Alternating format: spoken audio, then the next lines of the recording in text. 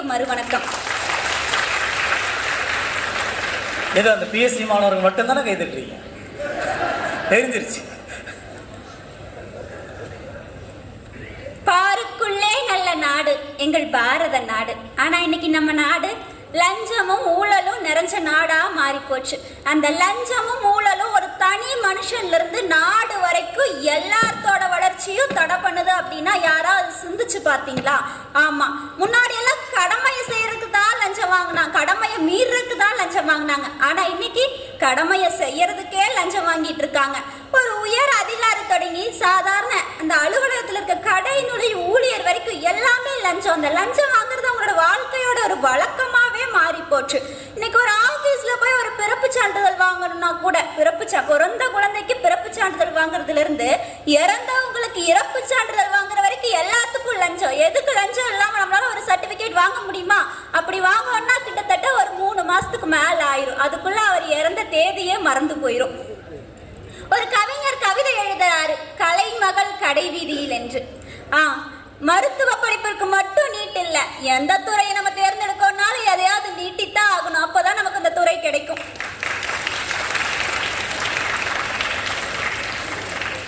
விளையாட்டு துறையில நமக்கு தங்கமும் வெள்ளியும் பத்தலையும் போராடிட்டு இருக்கோம். எப்படி விளையாட்டு வீரர்களை தேர்ந்தெடுக்கிறதுலயே ஊழல் பண்ணா எப்படி எங்க இளைஞர்களால தங்கமும் வெள்ளியும் வாங்கி குவிக்க முடியும்? லஞ்சத்தை கொடுத்து ஒரு அரசு வேலைக்கு வரவங்க தான் நாளைக்கு லஞ்சம் வாங்குற அதிகாரியா உருமாறுறாங்க. முதல்ல லஞ்சம் கொடுத்து வேலைக்கு போறத குறைச்சோம் அப்படின்னாலே லஞ்சம் வாங்க வரவோட எண்ணிக்கை குறையும் அப்படிங்கிறதுல கொஞ்சம் கூட டவுட்டே இல்ல. ஒரு லஞ்சம் அப்படிங்கிறது எங்க தொடங்குது அப்படின்னா, வீட்டுல பொறுப்பு சொல்லி தர வேண்டியவங்களே கடைக்கு போயிட்டு வா, வீட்டு வேலை செய், நான் 5 ரூபா தரேன் 10 ரூபா தரேன்னு சொல்றாங்கல்ல, முதல் லஞ்சம் அங்க தொடங்குது. அங்க ஆரம்பிக்கிற லஞ்சம் தான் நாளைக்கு அவன் எவ்வளவு பெரிய அதிகாரி ஆனாலும் அந்த லஞ்சம் வாங்குற பழக்கம் அவனை விட்டு போறதே இல்ல. முதல்ல கூட பிறந்தவங்க எத்தனை பேருமா சார் பாயிண்ட் கை தட்டறாங்க? உங்களோட கூட பிறந்தவங்க எத்தனை பேர் தெரிஞ்சுக்கலாமே? கூட பிறந்த ஒருத்தங்க தான் சார். ஒருத்தவங்க தானா? அப்ப அவங்க கடைக்கு போகும்போது கொடுத்துருக்காங்க, நீங்க கடைக்கு போகும்போது கொடுக்கல. அதை இங்கே வந்து பொதுவில் வாங்கி கட்டுறது எல்லாருக்கும் பொதுதானுங்க சார் கருத்து. இது மட்டுமா வீட்டுல ஏன் நம்மளாம் கடவுளுக்கே லஞ்சம் கொடுக்குற ஆளுங்க வீட்டுல லஞ்சம் கொடுக்க மாட்டோமா?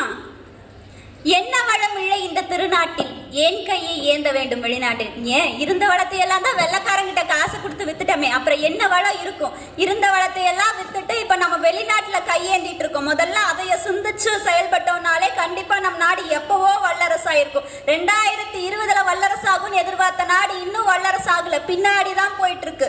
என்னைக்கு இந்த லஞ்சமும் ஊழலும் ஒளியுதோ அன்னைக்குதான் வந்து நம்ம நாடு வல்லரசாகும். நம்ம அரசு ஊழியர்கள் என்னைக்கு அரசு அதிகாரிகள் ஆனார்களோ, மக்கள் சேவகர்கள் என்று மக்களின் தலைவர்கள் ஆனார்களோ, அன்றே நம் நாடு லஞ்சமும் ஊழலும் பெருகிவிட்டது. முதல்ல இந்த லஞ்சத்தையும் ஊழலையும் ஒழிக்கணும்னா மக்கள் புகார் தரக்கு முன்னாடி வரணும். நம்ம மக்களுக்கு புகார் அளிக்கணும்னா எங்க லஞ்சம் ஊழல், எது லஞ்சம் ஊழல் முதல்ல தெரியணும். அப்பதான் மக்கள் புகார் அளிக்க முன் வருவாங்க. ஒரு அரசு அலுவலகத்துக்கு போனோம் அப்படின்னா எத்தனை அலுவலர்கள் அங்க வேலை செய்யறாங்க, எத்தனை நாள் வேலை செய்யறாங்க, எந்த சர்டிபிகேட் எத்தனை நாள்ல வாங்க முடியும் அப்படிங்கறது எல்லாருக்கும் தெரிஞ்சிருக்கணும். அப்பதான் வந்துட்டு நம்மனால அவங்க மேல புகார் அளிக்க முடியும். ஒவ்வொரு அரசு அலுவலகங்கள்ல இதை பத்தின அறிவிப்பு பலகை வச்சிருப்பாங்க, கண்டிப்பா வச்சிருக்கணும். அப்படி இல்லாத அலுவலகங்கள் மேல நம்ம கண்டிப்பா புகார் தரணும். அப்புறம் நம்ம மேலே ஒரு தப்பு இருக்கு. என்னன்னா கடைசி நேரத்துல ஸ்கூல்ல போயிட்டு சர்டிபிகேட் கேட்பான். அப்ப என்ன பண்ணுவோமா, அவசரமா அவங்க கிட்ட கொஞ்சம் காசு இவங்க கிட்ட காசு கொடுத்து நம்ம சர்டிபிகேட்டை வாங்கிட்டு வந்து ஸ்கூல்ல கொடுப்போம். அதை இந்த குழந்தை பள்ளியில சேர்க்கணும்னா இந்த ஆவணங்கள்லாம் தேவைப்படும். அந்தந்த பள்ளிக்கூடங்கள் அறிவிப்பு பலகை வைக்கணும். அந்த பலகையை பார்த்துட்டு முன்னாடியே பெற்றோர்கள் அதை தயார் பண்ணி வைக்கணும். பிறந்த குழந்தைக்கு இன்னைக்கு எல்லா சர்டிபிகேட்டும் வாங்கிடுறாங்க. அதை ஒரு கின்னஸ் புக்ல கூட போட்டிருந்தாங்க, பிறந்த குழந்தைக்கு 17 நாளே ஆன குழந்தைக்கு 17 சர்டிபிகேட் வாங்கியிருக்காங்கன்னு. எல்லாமே இப்ப முன்னாடியே பண்ணி தராங்க. எல்லாரும் அதை கண்டிப்பா ரெடி பண்ணிட்டு அப்படின்னா நிச்சயமா அவங்க கிட்ட லஞ்சமும் ஊழலும் போய் கொடுத்து அங்க நிக்க வேண்டியதே இல்லை. இது மட்டும் இல்ல, மக்கள் வந்துட்டு இந்த ரோடு வேலை பால வேலை எல்லாம் செய்யல என்ன நினைக்கிறாங்கன்னா அதுக்கும் நமக்கும் சம்பந்தமே இல்லை. அவன் என்னமோ பண்ணிட்டு போறான், நம்ம வீட்டு வேலை சரியா நடக்குதா, நடந்தா சரின்னு இருக்கும். ஆனா அதுவும் நம்ம வரிப்பணத்துல இருந்தா வருது. வீடு எப்படி உங்க கை காசு போட்டு கட்டுறீங்களோ அந்த பாலமும் சாலையும் உங்களோட சொத்து. அதைய முதல்ல உணர்ந்தீங்க அப்படின்னா கண்டிப்பா வந்துட்டு அவங்களோட தட்டி கேட்கணும். கேள்வி கேட்டா மட்டும்தான் லஞ்சமும் ஊழலும் குறையும் அப்படிங்கறத சொல்லிக்கிறேன். அப்புறம்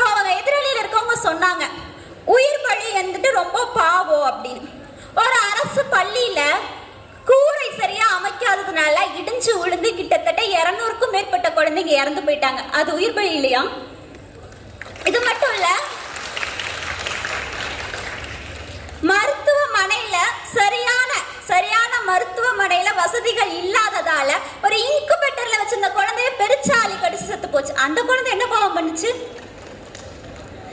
கல்வி சாலைகள்ல சத்துணவு சுகாதாரமா இல்லாதனால நிறைய குழந்தைங்க வாந்தியும் மயக்கமும் ஏற்பட்டு நோய்வாய்ப்பட்டாங்க. அவங்களால நிறைய பேர் இன்னும் மீளவே முடியல.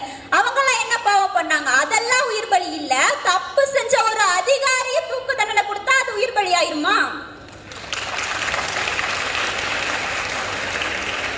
முன்னாடி எல்லாம் எம்எல்ஏக்களும் எம்பிக்களும் மட்டும்தான் ஆவணங்களையும் தகவல்களையும் பார்க்க முடியும். ஆனா இன்னைக்கு 2005 சட்டம், தகவல் அறியும் சட்டத்தின்படி யாரு வேணாலும் ஒரு சக மனிதன் கூட எல்லா தகவல்களையும் தெரிஞ்சுக்க முடியும். அரசு அதிகாரிகள் என்னென்ன தவறு செஞ்சாலும் சுத்தி காட்ட முடியும். அதனால எல்லாரும் முன் வரணும். என்னென்ன பிரச்சனைகள் நடக்குது, என்னென்ன ஊழல்கள் நடக்குது அப்படிங்கிற வெளிக்கொணர எல்லாரும் முன் வரணும். ஒரு அரசியல் அதிகாரிகிட்டையும் மக்கள் சேவகன் கிட்டையும் ரத்தத்திலேயே ஊறி போயிடுச்சு இந்த லஞ்சமும் ஊழலும். என்ன பணி நீக்கம் பண்ணலாம்னு சொன்னாங்க. பணி நீக்கம் பண்ணா என்ன பண்ணுவோம்? வேலையை விட்டு தூக்கிடுவோம். அவங்க கிட்ட தான் அவ்வளோ காசு இருக்கே, ஒன்னா வேற வேலையை செய்வாங்க. இல்லைன்னா திருப்பியும் லஞ்சம் கொடுத்தோம் ஊழல் செஞ்சோம் வேற பணியில தான் அமர்ந்திருப்பாங்க. இன்னொருத்தவங்க சொன்னாங்க ஆயுள் தண்டனை கொடுக்குறாங்க. ஆயுள் தண்டனை தானே எங்களுக்கு ரொம்ப ஈஸியான தண்டனை. எப்படின்னு பாத்தீங்களா, நீங்க ஒன்னா வெளிநாடு போயிடுவான் ஃப்ளைட்ல ஏறி, இல்ல அப்படின்னா லஞ்சத்தை கொடுத்துட்டு ஜெயிலையே ஜாலியா வாழ்ந்துட்டு இருப்பாங்க. இதுதான் நம்ம நாட்டுல நடக்குது. லஞ்சம் இல்லாத இடம் எதுன்னு சொல்லுங்க? எல்லா இடத்துலயும் லஞ்சம். ஜெயில மட்டும் ஊழலும் லஞ்சமும் நடக்கிறதுல என்ன? இதுக்கெல்லாம் ஒரே வழி என்ன அப்படின்னா மரண தண்டனை தான் கொடுக்கணும். குடியரசு தலைவர்ல இருந்து சாதாரண சக மனிதன் வரைக்கும் எல்லாருக்கும் சமமான தண்டனை.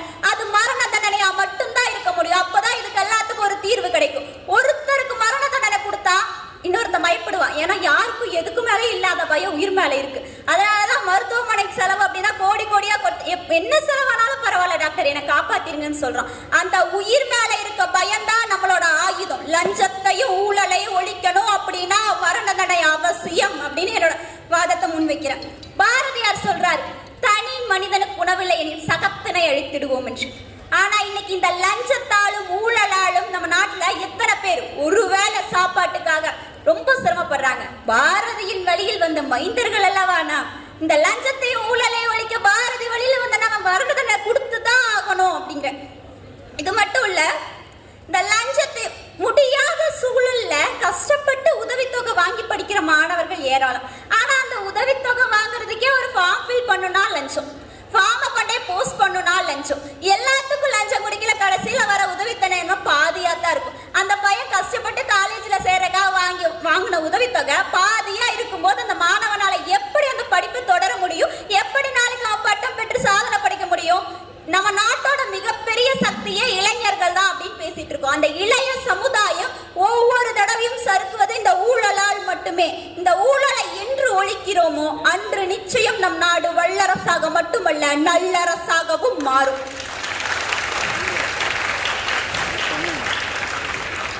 இளைஞனே எழுந்து வா, தள்ளாடும் வயதில் தாயகம் காக்க எழுகின்ற இந்த முதியவர்களிடம் உள்ள எழுச்சி நம்மிடம் இல்லாமல் போனது. எட்டத்திற்கும் சென்றிடுவோம், ஊழலை ஒழித்திடுவோம், ஊழலில்லா சமுதாயத்தை படைப்போம், உருவாக்குவோம். வாழ்க பாரதம், வெல்க பாரதம். நன்றி, வணக்கம்.